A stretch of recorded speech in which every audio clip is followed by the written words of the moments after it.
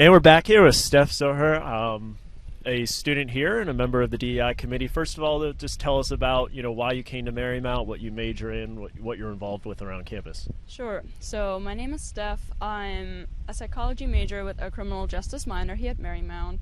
I transferred from community college last fall, so 2020, and I came to Marymount because I heard a lot about it. They were everywhere at transfer fairs, and they were close to in the area where I had made friends as of that point, because I'm from Germany, so I didn't want to leave the people who I've just met, and that's how I ended up here.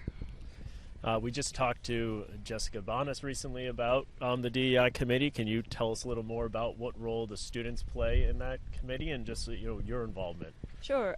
So we have the D&I committee and the DI center on campus, and at the DI center there's actually 2 student workers, and I'm good friends with one of them.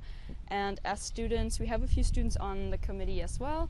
And the good thing about students on the committee is the input, so that we have a mixed idea of what's going on at the institution. Like, faculty and staff have their own view from where they're coming from in their jobs. So it's really helpful for the committee to know where the students are coming from, since we're going here, since it's our experience here. So it really helps to gain input from the students on how they're feeling, how they feel like they belong here, how they feel welcomed here, all of that kind of thing, so we can make sure that everybody here has a very positive experience while they're here. And are there any initiatives that you've been most proud of? We do a lot of little things around campus. We have events here and there. We have a whole newsletter that goes out for every month that talks about events that are centered around diversity, equity, and inclusion and belonging. And overall, we have the whole You Belong Here initiative at Marymount as well. Can you tell us a little bit more about that, the You Belong Here initiative? Sure. And before I tell you all about the You Belong Here initiative, I was stumbling across something that really fits belonging and diversity and equity inclusion really well. It's in a book called Braving the Wilderness from Brené Brown. She's a psychologist and researcher, and she talks about how diversity and equity and inclusion are very important. She says that if we've hunkered down ideologically and geographically with people who we perceive to be just like us, doesn't that mean that we've surrounded ourselves with friends and people with whom we feel deeply connected? Shouldn't your either with us or against us have led to closer ties among the like-minded? The answer to these questions is a resounding and surprising no, based on the research she's done. At the same time sorting is on the rise, so is loneliness. According to research, in 1976, less than 25% of Americans lived in places where the presidential election was a landslide. In other words, we lived next door to and attended school and worshiped with people who held different beliefs than ours. We were ideologically diverse. In contrast, in 2016, 80% of U.S. counties gave either Donald Trump or Hillary Clinton a landslide victory. Most of us no longer even live near people who are all that different from us in terms of political and social beliefs. Now let's compare these numbers to what's happening in the realm of loneliness. In 1980, approximately 20% of Americans reported feeling lonely. Today it's more than double that percentage. And this is not just a local issue. Rates of loneliness are rapidly increasing in countries around the world.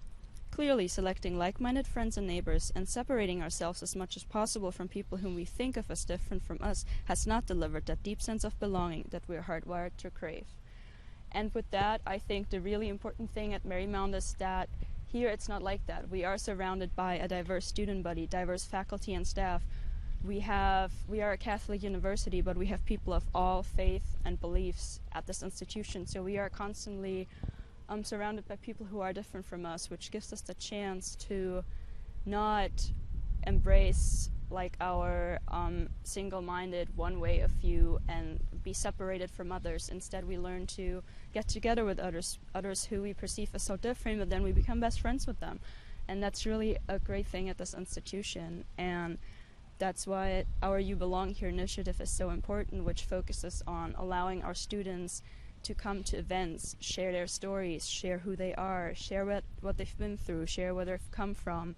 And with that, we want to make students feel like they belong here, because belonging is nothing you can measure in digits or numbers. You can only measure it qualitatively by giving people a certain feeling, and that feeling comes from us being able to host events where we all come together and chat about all kinds of things.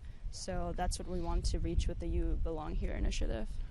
I'd imagine the pandemic probably didn't help as well in terms of loneliness, and hopefully having everyone back on campus this year has made a difference. I love being back on campus. That was another reason I came to Marymount, because during the pandemic most schools went fully remote, and Marymount had at least some hybrid instructions. So I've lived on campus ever since fall 2020, and now with it being more back to normal and us sitting here without a mask, it's really cool because it helps, and I think it gets students out more. And last year it was hard, people were struggling, it was hard to get people motivated, but we have higher attendances at events again, and I think it really helps people to be around each other, and especially in those difficult times, fostering the sense of belonging is really important.